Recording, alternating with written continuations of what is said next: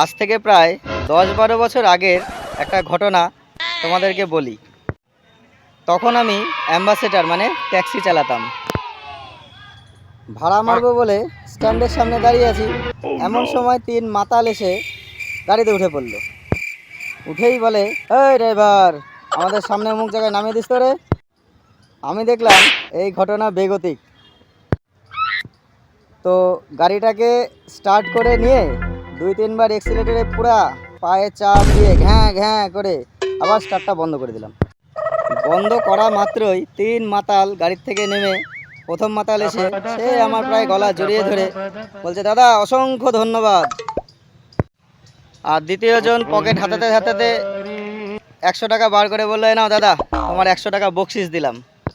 আর 3 নম্বর মাতাল, তার কাণ্ড দেখে তো আমি অবাক। সে বেটা গাড়ি থেকে বেরিয়ে সে আমাকে চর মারবেই মারবে। জিজ্ঞেস করলাম, দাদা তুমি আমাকে এরকম চর মারতে আসছো কেন? তো উত্তরে বলে, হাট, এত জোরে গাড়ি চালায় নাকি, একটু হলেই তো মরে যেতাম।